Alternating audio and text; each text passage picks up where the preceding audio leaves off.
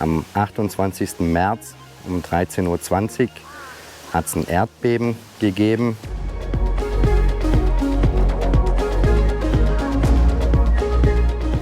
Hallo und herzlich willkommen auf meinem Kanal Landlustisan. Vadigrab Pipi, Vadigrab Tukon. In meinem heutigen Video möchte ich mit euch zusammen mal wieder einen kleinen Gartenrundgang hier bei uns zu Hause und natürlich auch auf der Farm machen. Möchte mich aber auch noch zu dem gestrigen Ereignis, und zwar das Erdbeben, ein bisschen äußern, wie es uns hier geht, wie es uns hier ergangen ist. Es lohnt sich also definitiv, bei dem Video dran zu bleiben.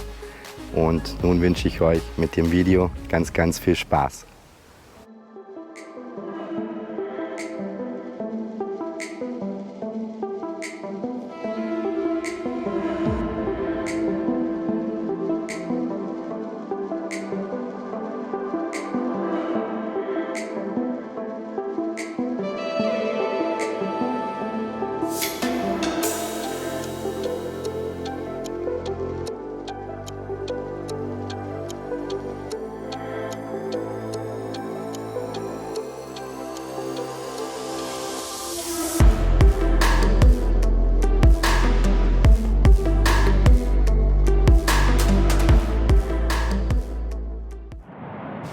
Bevor ich aber mit dem Gartenrundgang loslege, würde ich sagen, an der Stelle möchte ich mich noch mal ganz arg und ganz herzlich für die vielen Genesungswünsche bezüglich meiner Frau hier abgeben. Ihr geht es mittlerweile wieder besser. Das Auge hat sich geklärt. Der Fremdkörper war eigentlich am Tag, an dem wir ins Krankenhaus gefahren sind, hatte der sich schon gelöst, weil wir natürlich am Abend davor auch ordentlich gespült hatten. Der Augenarzt stellte dann aber noch eine kleine Augenentzündung fest, die jetzt aber mittlerweile schon wieder verschwunden ist. Und mit dem Rücken, gut, sie sollte sich schonen, das tut sie nicht. Das ist natürlich jetzt auch gerade schwierig, sie möchte natürlich auch viel erledigen. Hier seht ihr schon mal das Erste, was sich bei uns im Garten hier zu Hause verändert hat. Meine Frau hatte mir da wieder eine kleine Grundausstattung, Gemüse, Kräuter gemacht, Papaya ist dabei, dann Avocado. Hier haben wir Avocado gepflanzt, hier diesen Schnittlauch, hier sagt man Donhorn. Dann da auch wieder eine kleine Papaya mit Avocado zusammen gemischt. Dann hier hat mir die liebe Bohnen 2 Schnittlauch große zukommen lassen, die schön gewachsen sind, jetzt mittlerweile auch blühen. Die Blüten hier werden auch gegessen, denn einfach ringsrum, dann haben wir noch Pak Chee gepflanzt. Pak Chee ist quasi Koriander. Dann hatte meine Frau eigentlich so eine Art Gurken gepflanzt gehabt, hatte mir aber davon nichts erzählt. Ich habe die dann natürlich rausgerissen, weil ich gedacht habe, ist Unkraut. Bin da halt einfach auch noch nicht der Profi, dass ich das ein oder andere Gemüse erkenne, wenn es denn schon noch so klein ist. Von daher an der Stelle auch nochmal Entschuldigung an meine Frau. Habe es aber mittlerweile auch wieder nachgepflanzt, auch den Koriander. Also da sollte jetzt demnächst dann bald was kommen. Dann hatte ich euch ja im letzten Video von meinem neuen Pilzregal erzählt gehabt und hatte euch ja versprochen, dass ich da noch mal ein bisschen näher drauf eingehen werde. Mittlerweile habe ich auch die kleine Sprenkleranlage angebracht, das ist auch schon erledigt. Die Pilze, die allerdings schon abgeerntet waren. Dann die Sprenkleranlage, ich hoffe man sieht es, die ist da oben angebracht. Hin und wieder bewässere ich die auch noch von vorne. So sieht es aber im Moment aus. Das da oben, ich hatte ja letztes Jahr die Pilzart. Man hat mich ja verbessert, das sind keine Sorten, das sind Pilzarten. Da hatte ich letztes Jahr Het Nang Pha, quasi diese Austernpilze. Hier zu den Pilzen, da sagt man hier Het Nang Lom, ist eine andere Pilzart, die aber genau gleich wie die Austernpilze, also die Het Nang Pha von letztes Jahr sind. Denn da unten, da habe ich, die Thais sagen hier Het Bot. Wer da eine Ahnung hat, vielleicht eine andere Übersetzung hat, ich kann euch nicht sagen, sie schmecken auf jeden Fall bitter. Die Pilze habe ich dann mittlerweile jetzt schon zweimal abgeerntet.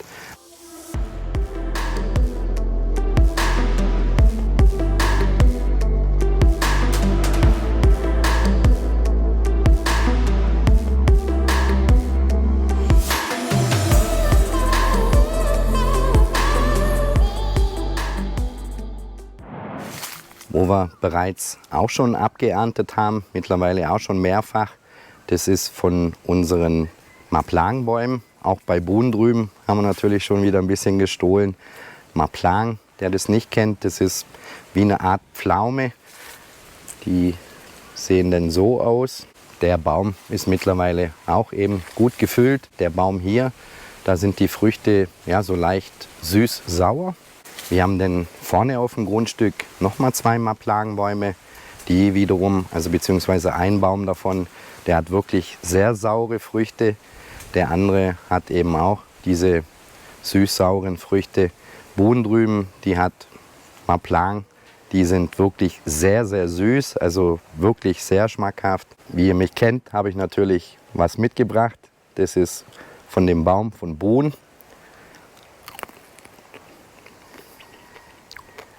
Und die sind wirklich sehr, sehr süß und sehr schmackhaft. Kann ich jedem nur empfehlen, wenn ihr mal in Thailand sind, probiert diese Maplang. Ist wirklich hervorragend.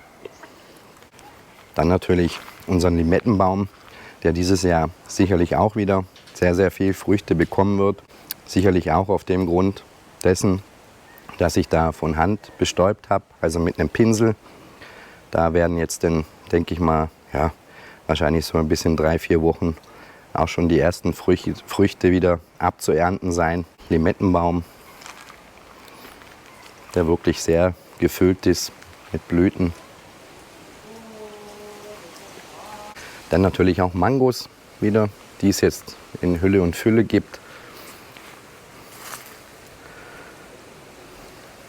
Die aber jetzt hier an dem Baum auch noch nicht reif sind. Dann haben wir hier auch wieder einen Mangobaum, der ja, wirklich sehr, sehr große Früchte bekommt. Ihr seht es hier schon, das ist jetzt schon ein etwas größeres Exemplar, wenn man meine Hand da so als Beispiel dagegen sieht. Auch von den Mangos her, da erwarten wir uns dieses Jahr noch einiges. Auch unsere Lychee-Bäume hier auf dem Grundstück zu Hause, die haben auch schon ein paar Blüten. Zwar nicht so viel wie draußen auf der Farm, aber da komme ich dann noch später zu, das seht ihr dann später noch.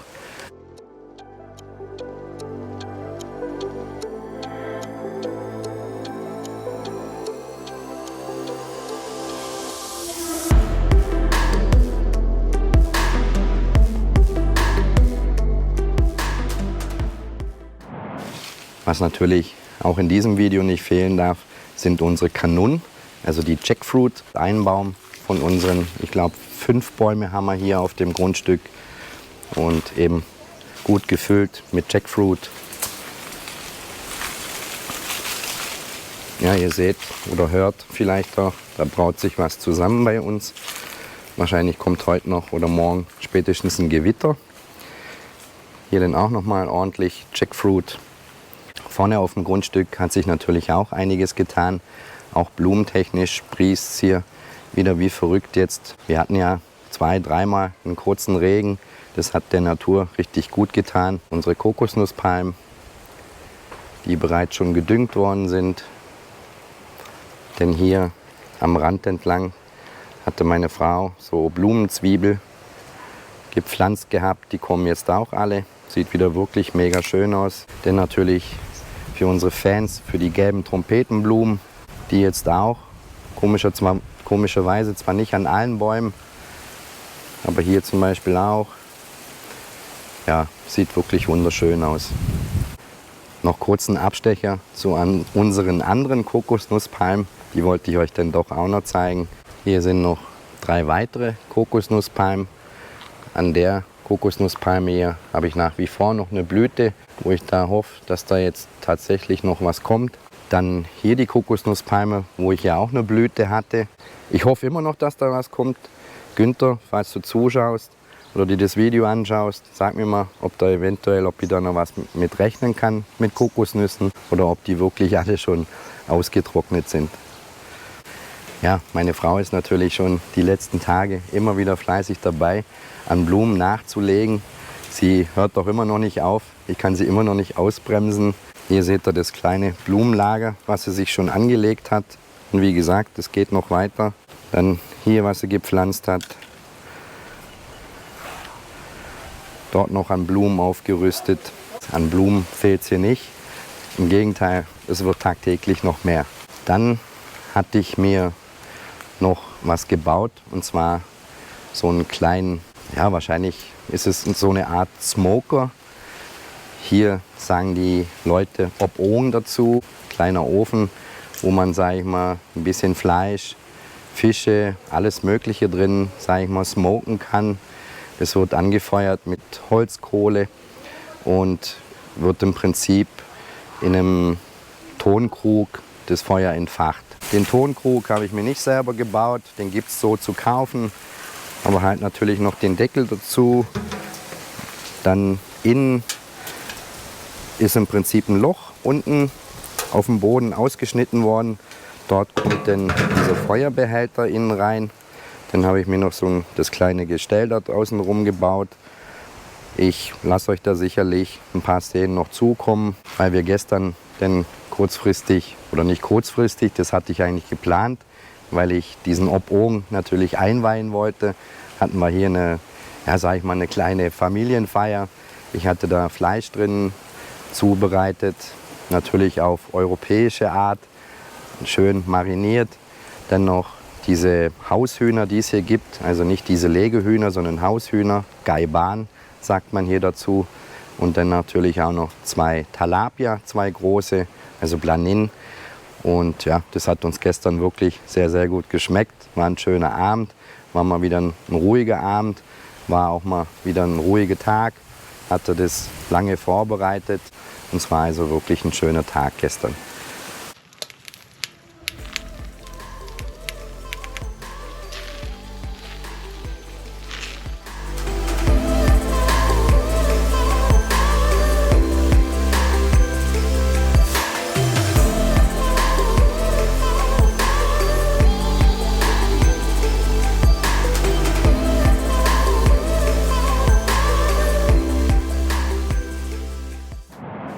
Ja, jetzt habt ihr hier den kleinen Gartenrundgang bei uns zu Hause mal wieder gesehen. Ich würde sagen, so langsam fahre ich dann mal auf die Farm, zeige euch dort auch noch, was sich getan hat, weil ich muss mich jetzt auch ein bisschen sputen. Zum einen schwenkt das Wetter um, vermutlich wird es eben doch einen Regen geben. Schauen wir mal, wäre natürlich schön für die Natur. Dann haben wir zusätzlich noch Schwiegermutter ist hier bei uns im Haus, wo jetzt gestern auch schon dabei war bei unserer kleinen Barbecue-Party. Hat heute Nacht bei uns geschlafen. Meine Frau ist jetzt gerade unterwegs. Die möchte für ihre Schwester noch so ein kleines Elektromobil, so ein kleines Elektro-Dreirad kaufen. Deswegen ist meine Frau gerade nicht hier. Deswegen schaue ich und ihre Schwester gerade nach Schwiegermutter.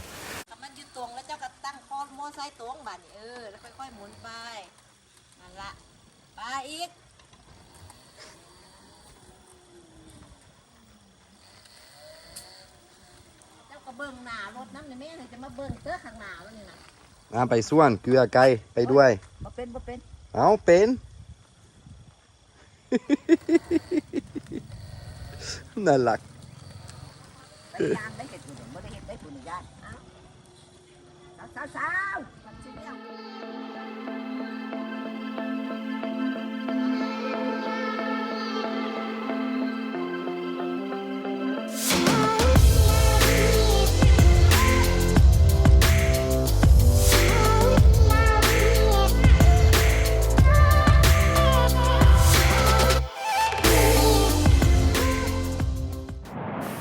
Ja, auch hier auf der Farm hat sich natürlich wieder einiges getan. Auch das könnt ihr euch ja vorstellen. Wir haben hier ordentlich Unkraut geschnitten auf dem ganzen Grundstück. Habe auch wieder bei den Kokosnusspalmen alles rum frei gemacht, weil das Unkraut jetzt natürlich so langsam wieder kommt. Hier seht ihr jetzt schon mal die ersten Kokosnusspalmen. Das sieht wieder alles schön aus. Ich denke, die Kokosnusspalmen haben wieder ein bisschen einen kleinen Schuss nach oben gemacht. Für mich sieht es auf jeden Fall so aus. Sobald der Regen jetzt denn hier natürlich einsetzt, werde ich auch wieder anfangen, hier jetzt zu düngen, ein bisschen mit meinem Hühnermist. Da habe ich auch schon ein bisschen was vorbereitet. Meine Frau hat mir zwar ein bisschen was geklaut für zu Hause, aber ja, die Hühner machen ja ordentlich Mist, also von daher bleibt mir noch genug übrig. War eine Menge Arbeit, die wir hier wieder hatten. Und jetzt zur Zeit ist gerade eine wahnsinnige Hitze. Wir haben jetzt schon seit mehreren Tagen wieder Temperaturen, die jenseits von 35 Grad nach oben sind. Also hatten auch schon 38, 39 Grad hier. Das heißt, jetzt kommt oder beginnt wieder die heißeste Zeit hier in Thailand. Und da ist das Arbeiten dann natürlich auch um einiges anstrengender als zu den, sage ich mal, kühleren Monaten hier in Thailand.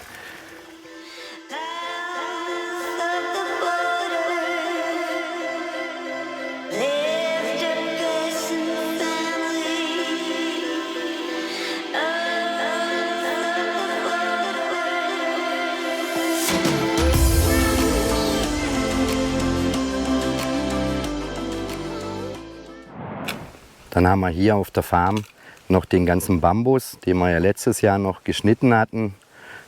In der Nähe von dem Haus haben wir den ganzen Bambus jetzt in unseren einen kleinen Teich reingelegt, wo wir den Bambus einfach noch gern verbrennen wollen.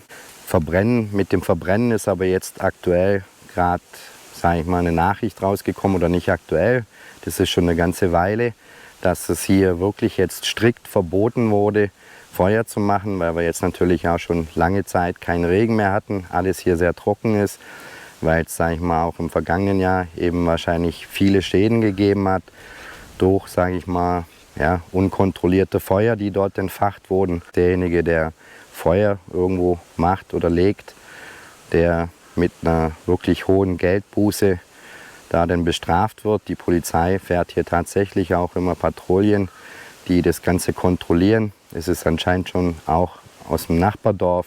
Der musste schon Strafe zahlen, anscheinend um die 15.000 Baht. Also es lohnt sich wirklich nicht, da großartig zu spielen. Und deswegen ist jetzt hier eine Sperre eben verhängt worden, um Feuer zu legen. Bis, ja, sage ich mal, irgendwo im Mai soll das anscheinend wieder geöffnet werden, diese Sperre. Müssen wir jetzt mal schauen. Unser Bürgermeister wird uns da dann auf jeden Fall noch informieren. Aktuell sind natürlich Mangos, die hier ordentlich im Kommen sind. Wie jetzt dieser Baum, der ordentlich schon mit Mangos gefüllt ist. Seht ihr die kleinen süßen Dinger?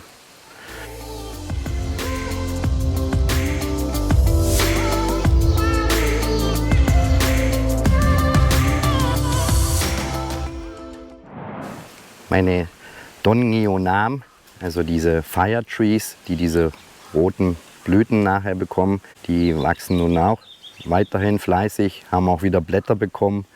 Auch der kleinere hat sich wieder ein bisschen erholt, hat da wieder neue Blätter bekommen. Dann natürlich meine Papaya, die ich gepflanzt hatte. Dann haben wir hier wieder Cashew. Cashew liegen auch schon wieder Früchte auf dem Boden, habe ich gesehen. Mal schauen, ob ich da denn die nächste Zeit auch noch mal ein paar Cashewnüsse mir mache. Dann hier ein weiterer Dongyeonam, ein Fire Tree. Dann hier der Donwa. Und hier mein ganzer Stolz, sie leben noch. Meine Durienbäume, meine zwei. Das ist jetzt einer, der jetzt auch wieder neue Blätter bekommen hat. Ist bei uns hier in der Gegend wirklich sehr, sehr schwierig anzupflanzen, anzubauen, weil der Boden einfach das nicht hergibt eigentlich. Da ein weiterer Baum. Durien ist ja bekannt als die Kotzfrucht, sicherlich aus dem Dschungelcamp. Ich hab's gern. Auch noch ein kurzes Update von meinen Hühnern. Den Hühnern geht es soweit gut, aber die leiden natürlich auch unter den hohen Temperaturen hier. Dann kommt dazu noch, dass sie gerade ihr, sag ich mal, Winterfederkleid ablegen. Ist ein bisschen ärgerlich, aber ja, zur Zeit habe ich so, sage ich mal, tagtäglich zwischen im Höchstfall 10 bis 15 Eier. Dann jetzt dieses Jahr auch unser ganzer Stolz. Jetzt haben wir endlich die ersten Lychee oder Litchi-Früchte hier auf unserer Farm. Bisher hatten die Bäume keine Früchte getragen. Jetzt dieses Jahr haben sie ordentlich Früchte. Bin dann auch schon drauf gespannt, wie die denn so schmecken. Der erste Lychee-Baum hier, da seht ihr die Früchte.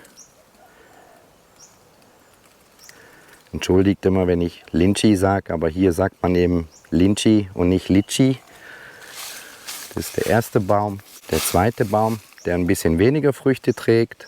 Denn der dritte Baum, der ordentlich gefüllt ist, auch mit Früchten.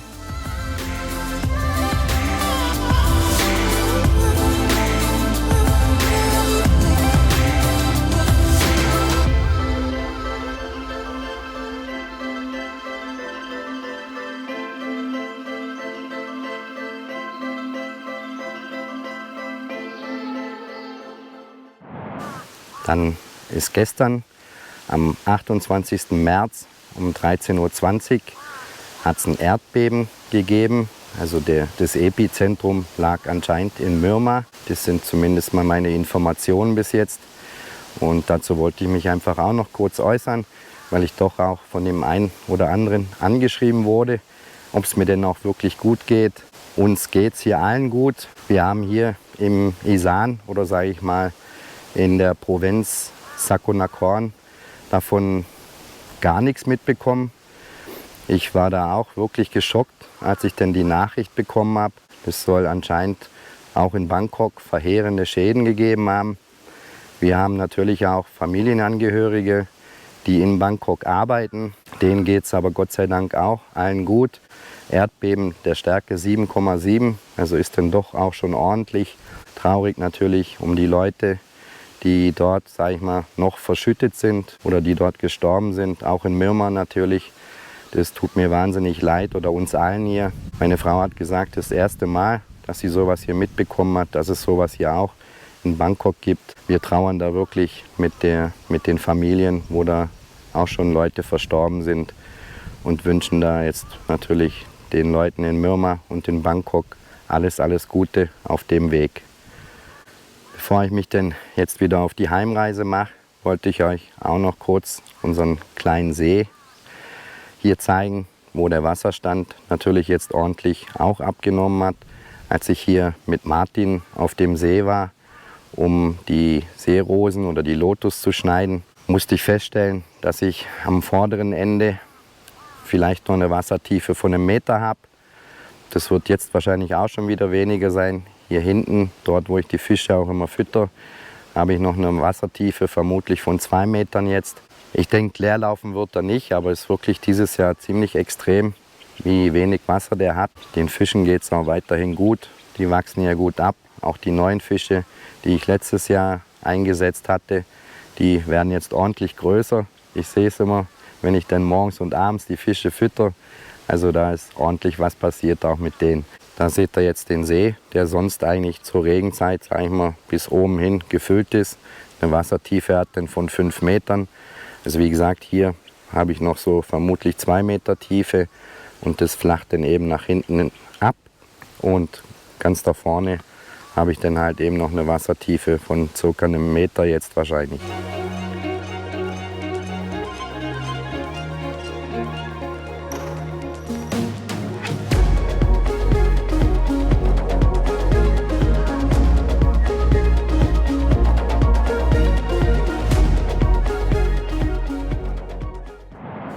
Dann komme ich jetzt so langsam zum Schluss von dem Video. Ich hoffe, dass ihr an dem Garten-Update mal wieder eine Freude hattet. Hatten ja doch einige danach gefragt. Und jetzt hoffe ich, dass ihr da wieder ein bisschen gesehen habt, dass ich doch noch auch was mit Gemüse, mit Früchte und so weiter mache. Es ist nicht in Vergessenheit geraten. Wir arbeiten hier tagtäglich zu Hause und auf der Farm draußen. Also wir sind da trotzdem noch fleißig unterwegs. Und da wird es sicherlich auch in Zukunft wieder Gartenrundgänge oder Gartenvideos geben.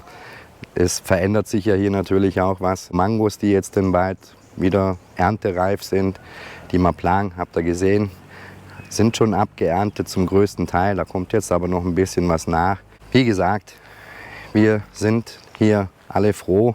Ich möchte auch noch mal auf das Erdbeben zu sprechen kommen, dass uns das hier nicht getroffen hat. Dass wir alle gesund sind, dass auch die Familie in Bangkok gesund ist.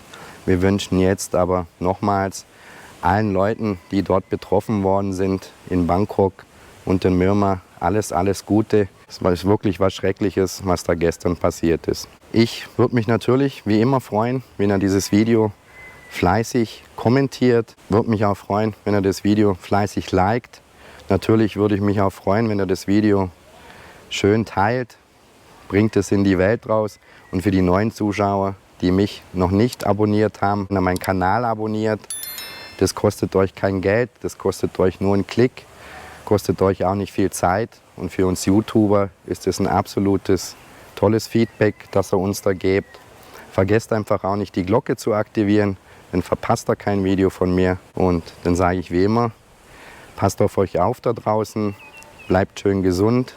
Ich versuche das Gleiche zu tun und dann sehen wir uns sicherlich zum nächsten Video wieder. Ich sage Tschüss, euer René aus Thailand.